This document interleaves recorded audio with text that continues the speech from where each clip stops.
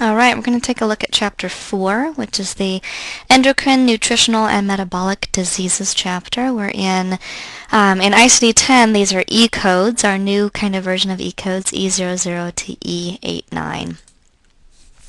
There's a wide variety of things in this chapter.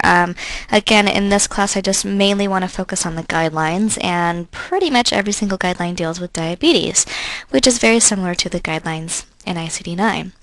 So diabetes mellitus, a big change in ICD-10 is that we have combination codes for the diabetes and for the manifestations. In ICD-9, when we looked up diabetes in the index, it often gave us two codes. We would have a 250 code usually for the diabetes, and then some sort of additional code for the manifestation, whether that's retinopathy or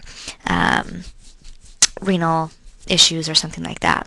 So now in 10 we've created combination codes. I personally think that this is a plus. I like this. I think this is an improvement. So the combination code, typically you can just get one code which will tell you the type of diabetes, the body system that's affected, and the complications. Now of course if they have multiple complications you'll probably still get multiple codes to indicate that, but it won't be quite as many codes as we got in 9. So again, you can use as many codes as you need in order to code all of the complications that the patient has, and it's going to be sequenced based on their reason for the encounter. So if they're coming in for a particular complication, we're going to sequence that code first. In terms of terminology with diabetes, kind of the old terminology was insulin dependent versus non-insulin dependent, and a lot of times you would see an abbreviation with that of IDDM or NIDDM. We've kind of moved away from that because there are so many type 2 diabetics that are now insulin dependent. So now we really look at just either type 1 or type 2 diabetes. So type 1, we do still use the word juvenile for that, basically meaning that it's going to be a child onset diabetes, versus type 2.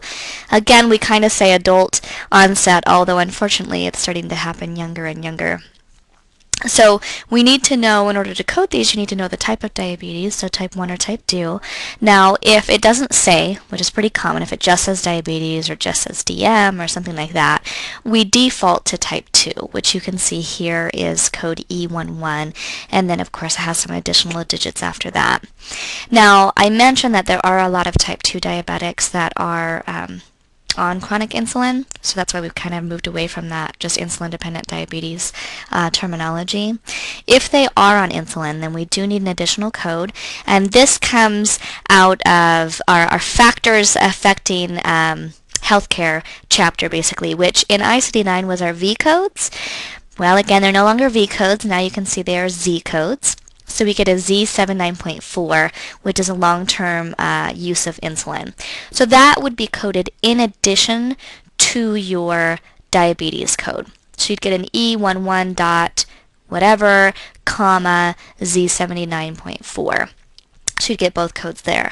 Now if you have a type 1 diabetic patient, it's basically assumed that they're on insulin, so you don't need to add the Z79.4 if they're on chronic insulin, because that is basically the only way to treat that, versus type 2, a lot of times it can be diet controlled. Of course, we have our special rules with pregnancy, which we will see throughout every chapter that we talk about. O24 is the diabetes in pregnancy, childbirth, and puerperium. If they have diabetes in pregnancy, basically you get your O code, which in ICD-9 was essentially your 600 code, to indicate that the diabetes is complicating pregnancy. But then you also get additional code here from the actual diabetes chapter, so something out of that E08 to E13. And again, that's going to indicate the type of diabetes and if there are any sort of complications going on. We talked about the Z79.4 in terms of long-term use of insulin. If it's being used with gestational diabetes, if insulin is being used, we don't need that code. Again, when we're looking at long-term use, gestational diabetes is essentially, for the most part, temporary, and so if insulin is being used for that, we're not going to indicate that it's a long-term use of that. So if they do have gestational diabetes, it's that O24.4, and again that can be diet controlled or insulin controlled. And then there's also an 099.81, which is just abnormal glucose. So for example, I know when I did my glucose test with my daughter, that lovely drink that you get to drink, mine came back wrong, I guess, and I had to go in and do another test. So I didn't actually have gestational diabetes, but on that first test I had an abnormal glucose level. So that might be an example of that. So in that case, where basically the patient is not necessarily diagnosed with gestational diabetes, but of course their glucose is off a bit. A few more of the guidelines deal with insulin pump malfunction. So these might look a little bit different to those of you that are familiar with ICD-9. We now have an underdosing category in the table of drugs and chemicals. So if we have a malfunctioning insulin pump, basically we end up with either an underdose or overdose. So if they're underdosed or overdosed, either one, you end up with the same initial code, which is your T85.6, and then there are additional digits after that. And that is a mechanical complication of some sort of device, in this case the insulin pump. The difference is going to be the second code there. For an underdosing, we're going to get the T38.3 X6. We've talked about that X as a placeholder, and then again there might be an additional digit there. And that's underdosing of insulin or an anti-diabetic drug. We also have a code for the diabetes to indicate why they're on the insulin pump. And then again, if there's any sort of complications, either associated with the diabetes, that could be a combination code, or if there are complications from the underdosing, then we would add those codes as well. And again, there is that basically to get that T38 code, you would go to your table of drugs and chemicals, you would look up insulin or whatever drug they're on, and then there is that last column is underdosing.